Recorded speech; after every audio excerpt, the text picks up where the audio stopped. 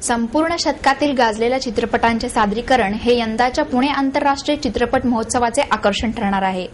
याबरोबरच यंदा या महोत्सव अभिनेता जितेंद्र, रमेश देव तसेच ज्येष्ठ संतूरवादक पंडित शिवकुमार शर्मा व ज्येष्ठ बासरीवादक पंडित हरिप्रसाद चौरासिया यांना पुरस्काराने सन्मानित करण्यात येणार आहे, अशी माहिती महोत्सवाचे संचालक अध्यक्ष डॉक्टर जब्बार पटेल यांनी पत्रकार परिषदेत दिली। पुणे फिल्म फाउंडेशन व महाराष्ट्र शासनाच्या वतीने 11 वा पीफ 10 ते 17 जानेवारी दरम्यान रंगणार आहे। महोत्सवाचे उद्घाटन दिनांक 10 रोजी सायंकाळी 4:30 वाजता सिटी प्राईड कोथरूड येथे होणार आहे। महोत्सवात विविध विभागांमध्ये 52 देशांचे 200 पेक्षा अधिक चित्रपट दाखवण्यात येणार आहेत।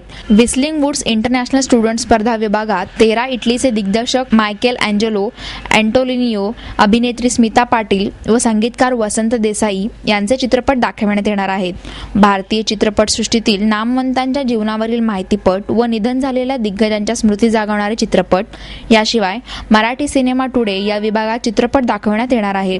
चित्रपट क्षेत्रात महत्त्वपूर्ण योगदान देणाऱ्या कलावंतांच्या महोत्सवाच्या उद्घाटनाच्या वेळी विशेष सत्कार करण्यात येतो। यंदा ज्येष्ठ अभिनेते जितेंद्र व रमेश देव यांना सन्मान करण्यात येणार आहे। तसेच गेल्या 3 वर्षापासून सुरू झालेल्या Sachin Dev Burman international award for creative music and sound पुरस्कार यंदा ज्येष्ठ संतूरवादक पंडित शिवकुमार शर्मा व ज्येष्ठ बासरीवादक पंडित हरिप्रसाद चौरासिया यांना प्रदान करण्यात येणार आहे। या दोन्ही पुरस्काराचे वितरण दिनांक 10 रोजी होणार आहे। राज्य शासनाच्या वतीने प्रभा चित्रपटाला सर्वोत्कृष्ट आंतरराष्ट्रीय चित्रपट, सर्वोत्कृष्ट आंतरराष्ट्रीय दिग्दर्शक व संत तुकाराम चित्रपटाला सर्वोत्कृष्ट मराठी आंतरराष्ट्रीय चित्रपट पुरस्कार महोत्सवाच्या समारोप प्रसंगी दिनांक 17 रोजी प्रदान करण्यात येणार आहे। याबरोबरच महोत्सवातील विविध स्पर्धांची पारितोषिके याच वेळी प्रदान करण्यात येणार आहेत।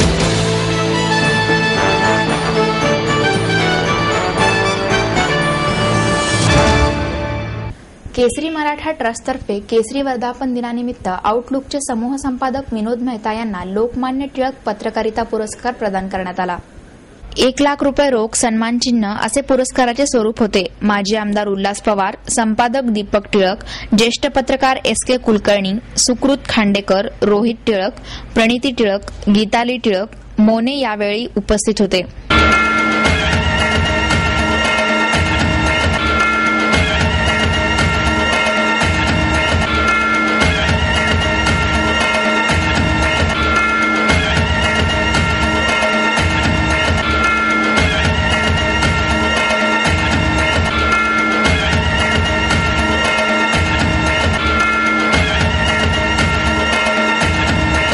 मेहता म्हणाले, सध्या वृत्तवाहिन्यांच्या मनोरंजनामुळे पत्रकारितेचे मोठे नुकसान होत असून त्यांच्या विश्वासार्हतेवरच प्रश्नचिन्ह निर्माण झाले आहे।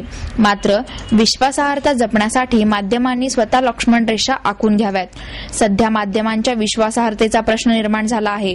जनतेचा विश्वास हरवला तर पत्रकारितेला अर्थ राहणार नाही। त्यामुळे विश्वासार्हता जपणे आवश्यक आहे। आजची प्रसार माध्यमे हे व्यापाराचे साधन बनले आहे। वृत्तपत्रे, वृत्तवाहिन्या चालवणे महागडे झाले आहे। वाचकही स्वस्त वृत्तपत्रे खरेदी करतात। त्यामुळे माध्यमांना जाहिरातींमधून खर्च वसूल करावा लागतो। व्यावसायिकता सांभाळतानाच नीतिमूल्य सांभाळता येऊ शकतात। से जो ट्रस्ट है वो अगर हम खो गए तो हमारा प्रोफेशन बिल्कुल बर्बाद हो गया। क्योंकि एक ही चीज है हमारे पास कि जब लोग अखबार पढ़ते हैं या जब टीवी देखते हैं तो उनको ये लगना चाहिए कि जो ये फैक्ट्स हैं इसमें जो ये बता रहे हैं ये सच है। ये बहुत सीधी सी बात है कि 20-30 years ago you would have taken this to be self-evident that when you read something in the papers it's true. I mean, you would say कि it's true. अनाथ हिंदू महिलाश्रमाला 5 लाखांचा मदत निधी रोहिणी खरे यांच्याकडे सुपूर्द करण्यात आला। नेस्पा संस्थेच्या कल्पना आगवणे यांना पुरस्कार प्रदान करण्यात आला। ज्येष्ठ पत्रकार वीरा उगले, वनस्थळी संस्थेच्या भारती भिडे, शरयू सोनवळे, परशुराम परांजपे आणि निवृत्त कर्मचाऱ्यांचा सन्मान करण्यात आला।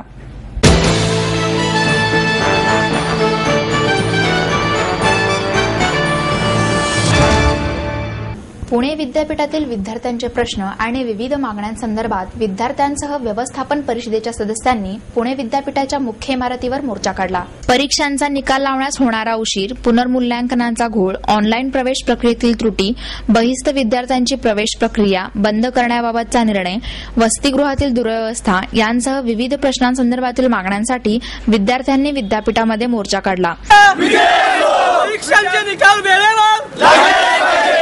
परीक्षांचे निकाल वेळेवर लागले पाहिजे. विद्यार्थ्यांना न्याय मिळालाच पाहिजे.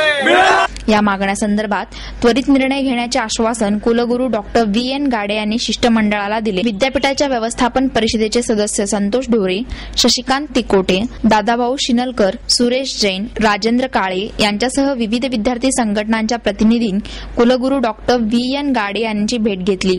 सकाळी 11 वाजता विद्यापीठाच्या मुख्य गेटपासून मोर्चाला सुरुवात झाली. परीक्षांचे निकाल 45 दिवसांच्या आत जाहीर करा, पुनर्मूल्यांकनाचा निकाल मर्यादित कालावधीमध्ये जाहीर करा अशा मागण्यांचे फलक घेऊन विद्यार्थी मोठ्या संख्येने मोर्चामध्ये सहभागी झाले होते. दुपारी 1 वाजता मोर्चा कुलगुरू कार्यालयासमोर आला. या ठिकाणी विद्यार्थी शिष्टमंडळातर्फे कुलगुरूंना विविध मागण्यांचे निवेदन देण्यात आले. या संदर्भातील प्रश्न येत्या 10 दिवसात सोडवण्याचे आश्वासन कुलगुरू डॉक्टर गाडे यांनी यावेळी दिले. कमवा आणि शिका योजनेतील विद्यार्थ्यांचे मानधन वाढवावे, बहिस्थ प्रवेश प्रक्रियेतील सुमारे 1.25 लाख विद्यार्थ्यांना डावलण्यात येऊ नये, BA, BCom, LLB परीक्षांचे निकाल अद्याप जाहीर न झाल्यामुळे सुमारे 2 लाख विद्यार्थ्यांचे शैक्षणिक नुकसान होणार आहे. त्यामुळे हे प्रश्न त्वरित सोडवावेत अशी मागणी यावेळी करण्यात आली. परीक्षांचे निकाल वेळेवर परीक्षांचे निकाल वेळेवर कोण म्हणताय देणार नाही. सहकारी मित्र आम्ही शशिकांत तिकोटे, दादाभाऊ शिनलकर, बापू पवार, शैलेश बडदे, सुमोज गीते या सर्व विद्यार्थ्यांनी आम्हाला सहकार्य केलं आणि एक विद्यापीठ म्हणजे जो झोपलेला आहे ते जागा करण्यासाठी मी आज हा मोर्चा काढलेला आहे. परीक्षा विभागाचे निकाल आहे 45 दिवसामध्ये लागत नाही. गेले अनेक दिवस आम्ही मागणी करून इथे लागत नाही. पुनर्मूल्यांकनच्या निकालासाठी आम्ही एक अशी मागणी करतो की पुनर्मूल्यांकनाला एखाद्या विद्यार्थ्याने अर्ज केल्यानंतर तो निकाल हा आहे त्याची काही मुदत नाही. समजा एक परीक्षेचा आता अर्ज केल्यानंतर दुसरी परीक्षा आली तरी पुनर्मूल्यांकनचा निकाल नाही. आमची एक महत्वाची मागणी अशी राहील की पुनर्मूल्यांकनचा हा मर्यादित कालावधी ठेवला पाहिजे. त्यासाठी त्यानंतर कमवा शिका योजनेचं जे अनुदान देते फक्त ताशी प्रति 20 तास देते, या 20 रुपये देते आणि 20 रुपये देताना आम्ही ती 40 रुपये मागणी करतो. ग्रामीण भागातले जे आमचे विद्यार्थी आहेत कुणी या त्यांना 20 रुपयामध्ये कसं परवडेल त्यासाठी आमची प्रामुख्याने मागणी ही 40 रुपयाची असेल. त्याचप्रमाणे विद्यापीठामध्ये परीक्षा विभागामध्ये जे दोषी असतील त्यांच्यावर पहिली कारवाई झाली पाहिजे. बऱ्याच वेळा आम्ही निवेदनं दिली आणि स्कॉलरशिपच्या बाबतीमध्ये आम्ही ज्यावेळेस आमच्या काही सहकार्यांनी प्रयत्न केला, स्कॉलरशिपच्या बाबतीमध्ये सांगायचं झालं तर आम्ही स्कॉलरशिप समाज कल्याण खात्याकडे पैसे पडून आहेत परंतु विद्यार्थ्यांपर्यंत पोहोचले नाही. जवळजवळ याची 2.5 कोटी रुपयापर्यंत त्याची पैसे आहेत.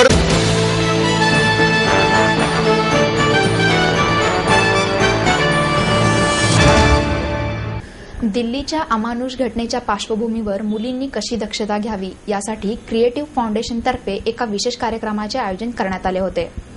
गरवारे कॉलेजच्या असेंब्ली हॉलजवळ काही टिंगलखोर मुले त्रास देत आहेत, प्लीज तुम्ही लवकर या. कॉलेजमधून एक मुलगी पोलिसांच्या 100 क्रमांकावर तक्रार देते.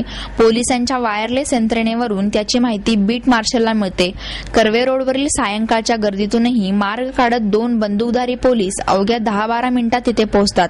गरवारे कॉलेजच्या हॉस्टेलमध्ये जमलेल्या शेकडो मुली उभ्या राहून त्यांना सॅल्यूट करतात. तुमच्यामुळे आम्ही सुरक्षित आहोत याचीच ती पावती असते. अर्थात हा डमी कॉल असतो, विद्यार्थिनींना पोलीस यंत्रणेच्या सज्जतेची खात्री पटावी यासाठी केलेला. दिल्लीतील अमानुष घटनेच्या पार्श्वभूमीवर मुलींनी कशी दक्षता घ्यावी यासाठी क्रिएटिव्ह फाउंडेशनतर्फे एका विशेष कार्यक्रमाचे आयोजन करण्यात आले होते. सामाजिक सुरक्षा विभागाचे पोलीस निरीक्षक भानुप्रताप बर्गे यांनी विद्यार्थिनींना मार्गदर्शन केले. बर्गे म्हणाले, शक्यतो सार्वजनिक वाहनांतूनच प्रवास करा. अनोळखी माणसावर विश्वास ठेवू नका. रात्री रिक्षाने प्रवास करताना रिक्षाचा नंबर नातेवाईकांना SMS करा. कुठेही कोणी त्रास देण्याचा प्रयत्न केल्यास तातडीने पोलिसांशी संपर्क साधा. 7 ते 8 मिनिटात पोलीस तुमच्यापर्यंत पोहोचतील. आपलं निर्बंध आपल्यावरती आपण काहीतरी कुणाला तरी सांगणं किंवा आई वडिलांना सांगणं किंवा मैत्रिणीला सांगणं किंवा दुसऱ्या कुणाला तरी सांगणं की माझ्या बाबतीत असा प्रकार होतो, माझा मामा असतो, माझा चुलता असतो किंवा अजून कोणी असतं किंवा जवळच्या वडिलांचे मित्र असतात, काही भरपूर घटना अशा आहेत की सांगतील तेवढे कमी आहेत त्या ठिकाणी. तर ह्या ठिकाणी आपण आपली जागरूकता पहिल्याच स्टेजला आपल्याकडनं विरोध होणं अपेक्षित आहे. आम्ही सांगणार पण नाही हिच्याकडनं कंप्लेंट आली किंवा गाडे सरांनी आमच्याकडे काय कंप्लेंट केलेली, आम्ही आमच्या पद्धतीने त्या ठिकाणी काम करू. मागच्या आठवड्यामध्ये आम्ही SP कॉलेजमध्ये असे ट्रॅप लावले की आमच्या लेडीज कॉन्स्टेबल त्या ठिकाणी गेल्या. म्हणजे अशाच येतं काय तुमच्यासारख्या पण दिसणाऱ्या चांगल्या लेडीज कॉन्स्टेबल आहेत आमच्याकडे. पहिले पोलीस म्हणजे कसं असं पूर्वी असा जाडा काळा मिशा वाटायचा, आता मी तसा नाही. तशाच लेडीज कॉन्स्टेबल आमच्या पूर्वी अशा थोड्या अशा होत्या मजबूत वगैरे. आता त्याची एकतर मला काय अंगठ्या एवढे पोलीस आहे म्हणतो. म्हणजे जरी त्या तशा असेल तर आम्ही त्या ट्रॅप लावला की त्या कॉलेजमधल्या विद्यार्थी वाटल्या त्या ठिकाणी आणि 3 मुलांना आम्ही पकडलं त्या ठिकाणी. आयुष्यभर म्हणले आम्ही असं कधी करणार नाही. आई वडिलांनी येऊन त्या ठिकाणी लिहून दिलेलं आहे. त्या मुलीच्या पाया पडले ते आणि त्या दिवशीपासून कॉलेजमध्ये येण्या जाण्यापासून त्यांचं वातावरण पूर्ण चेंज झालेलं आहे. आणि नंतर ते आता आम्हाला येऊन म्हणले की साहेब आम्ही आमच्या अनुभव सांगायला कुठे यायचं असेल तर आम्ही येतो की खरोखर आम्ही किती चुकीचं करत होतो आणि आम्हाला कसं तुम्ही सुधारवलंय हे आम्ही सांगायला जर कुठे यायचं असेल तर आम्ही तुमच्यासाठी ओपनली येऊ. तर म्हणून तुम्ही त्यात जाऊ नका. आम्ही आमच्या मुली त्या ठिकाणी पाठवू, आम्ही आमच्या लेडीज कॉन्स्टेबल त्या ठिकाणी पाठवू. आम्ही आमच्या पद्धतीने त्यांचा तुमचा संबंध कुठे येणार नाही आणि तुमचा कायमचा प्रॉब्लेम आम्ही सॉल्व्ह करू. फक्त आमच्यापर्यंत बातमी येऊ द्या.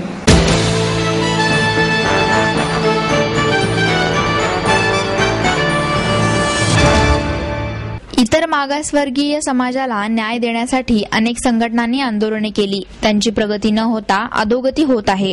ओबीसी समाजाचा हिंदू धर्मामध्ये कोंडमारा होत असून यास धर्मांतर हा एकमेव पर्याय आहे, असे मत सत्यशोधक ओबीसी परिषदेचे अध्यक्ष हनुमंत उपरे व राहुल वानखडे यांनी पत्रकार परिषदेत मांडले.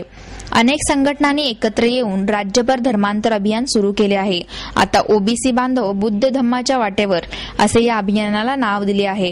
देशातील प्रत्येक राज्यात एक याप्रमाणे पुढील 3 वर्षात अशा परिषदा घेण्यात येणार आहेत. पुण्यात रविवारी दिनांक 6 रोजी ही परिषद होणार आहे. डॉक्टर साळुंखे यांच्या हस्ते परिषदेचे उद्घाटन होणार आहे. काकासाहेब कालेलकर आयोग नाकारणे, 1951 रोजी ओबीसी जनगणनेला विरोध, मंडल आयोगाला जाणीवपूर्वक उशीर करणे, अॅडव्होकेट सुदर्शन नचप्पन समितीचा अहवाल नाकारणे, केंद्रीय शिक्षण संस्थेत आरक्षण नाकारणे, ओबीसींची जातीनिहाय जनगणना करण्याच्या संसदेत ठराव होऊन अंमलबजावणी न करणे, या सर्व स्तरांवर उच्चवर्णीय हिंदू ओबीसी हिंदूच्या संवैधानिक हक्काच्या हितांच्या विरोधात आहेत, असा आरोप उपरे व वानखेडे यांनी यावेळी केला.